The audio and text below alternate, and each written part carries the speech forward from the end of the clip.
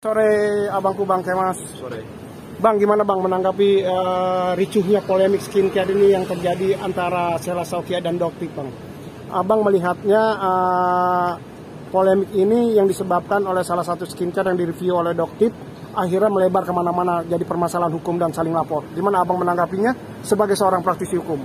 Ya, sebenarnya ini kan ada beberapa sisi yang harus kita perhatikan nih oleh masyarakat. Ya, ini sebenarnya ada poin baik untuk pengayaan dan pelajaran bagi masyarakat. Ya, bagaimana menggunakan produk yang sehat. Ya, bagaimana menggunakan produk yang memang tidak melanggar hukum. Kan begitu ya. Bagaimana menggunakan produk yang semua ketentuan syarat-syaratnya itu sesuai dengan peraturan yang berlaku. Kan gitu ya. Nah, adanya peristiwa yang kemarin cukup ramai, viral, bahkan sampai ada live juga ya, terjadi peristiwa tersebut. Ini sebenarnya saya sangat sayangkan cara-cara yang digunakan. Sebenarnya kalau memang mereka ini mau menggunakan cara yang lebih elegan, lebih mengundang simpati, public trust itu akhirnya timbul, itu sebenarnya bisa dilakukan oleh, misalkan contoh ya, oleh saudari SS itu langsung konfirmasi aja ulang, ya, konfirmasi langsung secara pribadi, secara personal gitu kan. Kemudian kalau memang produknya dia direview, kemudian produknya itu adalah ternyata ada ketentuan yang dilanggar berdasarkan BPOM-nya, ya sudah, tinggal kita uji lab ulang kan begitu. Ketika uji lab ulang ini ternyata baik, kedepannya ada perbaikannya, ini kan menguntungkan produk. Nah, makanya ada kalau tidak salah di teori marketing itu 5.0, ya, ada di bawah sebelumnya 4.0.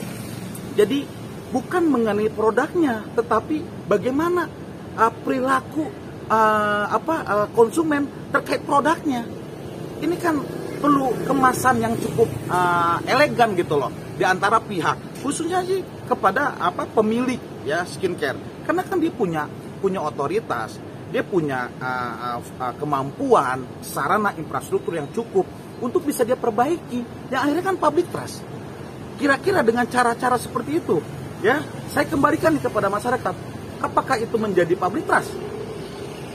Ya, senyatanya rame ketika itu terjadi malah lebih banyak antrasnya, lebih banyak tidak percayanya masyarakat terhadap produk tersebut, gitu. Karena gini, yang mereview itu adalah punya kompetensi dan kapasitasnya sebagai dokter. Ya, itu ada, itu kan pertanggungjawaban kode etik, pertanggungjawaban kepada masyarakat.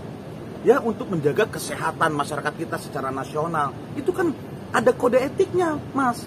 Jadi tinggal bagaimana niat tujuannya, ya, cara-caranya. Kalau memang bahasa masyarakat kita nih netizennya buat bangkrut usaha orang, ya nggak begitu juga. Kan ada juga ya, kalau tidak salah di beberapa media ya ditampilkan pemilik skincare ketika menerima saran masukan dari pihak Doktif, akhirnya dia memperbaiki produknya sesuai dengan aturan, dia compliance dengan aturan BPOM, dan akhirnya itu ternyata baik untuk masyarakat. Apa yang terjadi? Dia semakin tumbuh, growth fix gitu dalam usahanya. Dan ini kan baik, Mas. Tapi kalau dengan cara-cara yang akhirnya dia antipati, dia anti mainstream, dia tolak itu semua, ternyata memang senyata faktanya ada misalkan. Kan ini menjadi dilema untuk dirinya, untuk pasar bisnisnya gitu, seperti itu. Oke, maaf sekaligus pertanyaan saya. Produk yang direview ini kan produknya si SS. Oh iya. Dan di produk itu di review itu secara live. Nah, maksud saya seperti ini, Bang. Belum tentu itu benar produknya si SS mengatakan seperti itu. Bisa jadi itu dengan merek yang berbeda atau apa sehingga lu mereview barang gue seperti itu. Nah, akhirnya dia menanyakan tentang itu sehingga telah terjadi keributan. Menurut Abang bisa jadi nggak tuh itu mungkin barang dia atau bukan atau apa gitu dengan tempat. Saya analogikan begini, ini produk ada mereknya kan, ini jam tangan saya pakai, ini saya tutup, lalu saya review, saya punya jam tangan, ini ABCD, ini ternyata di boxnya asli katanya, lalu saya buka, saya periksa, dan saya punya, misalkan ini saya bukan ahli jam ya, tapi saya punya orang ahli jam, misalkan dia bekerja puluhan tahun di merek terkenal, merek luar negeri gitu ya, jam tangan. Lalu saya tanya, apakah ini original?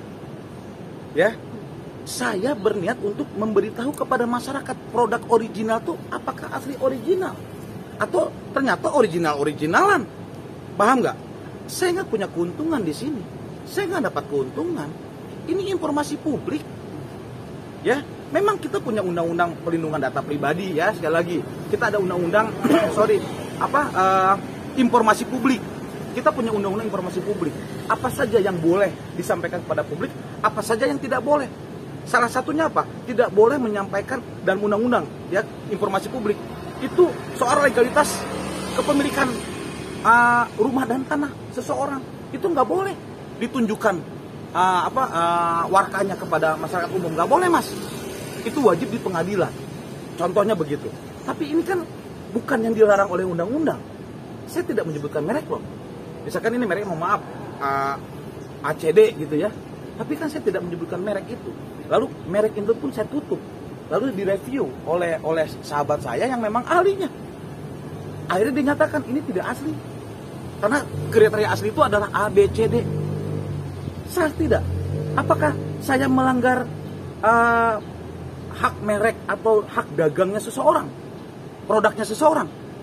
Kan tidak. Karena saya tidak menyebutkan.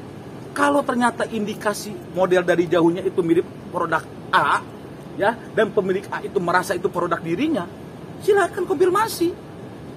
Ya kan ada proses mekanisme, ya, langkah-langkah upaya yang harus bisa diselesaikan. Kalau memang ini tidak asli, buktikan aslinya yang mana.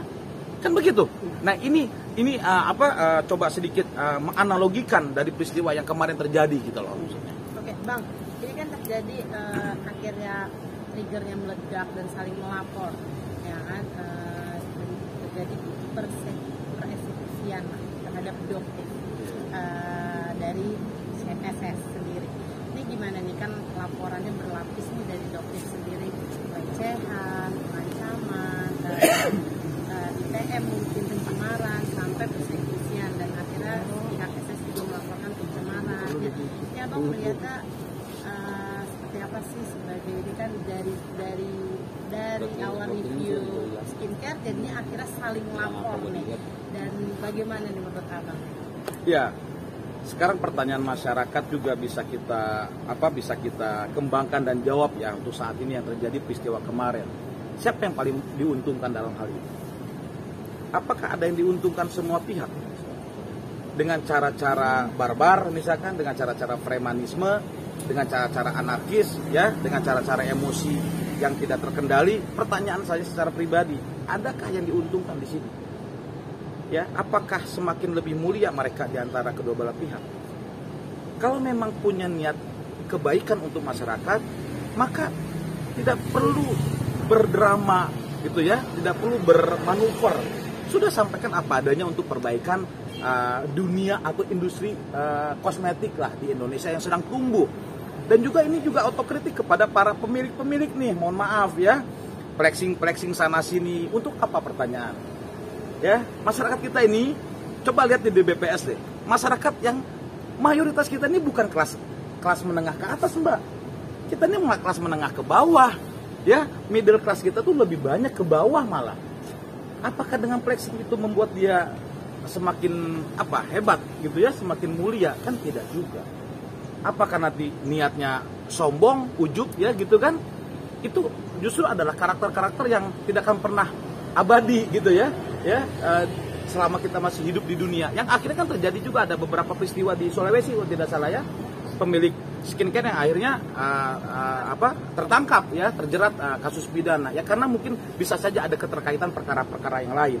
Tetapi ini juga menjadi otokritik bagi masyarakat, Mbak. Gitu loh. Satu sisi kepada pemilik skincare kita ini ya sedang berusaha ya membuka lapangan kerja untuk masyarakat kita. Saya dukung. Pribadi saya dukung, dan itu membuat para wanita Indonesia cantik semua. Gitu ya. Saya dukung gitu loh. Tapi apa yang membuat itu menjadi baik dan benar? Harus ikutin aturan yang berlaku di Indonesia, ya, untuk menahan diri, menjaga kualitas, ya. Tidak perlu juga, mohon maaf sekali lagi ya, mereka ini flexing kesana kemari tidak akan membuat mereka menjadi lebih hebat. Karena kalau semuanya dengan materi, ya, sedangkan masyarakat kita masih banyak yang kurang beruntung gitu kehidupannya, ya. sebaiknya untuk bisa menahan diri gitu loh. Menurut saya seperti itu. Hah? Cukup.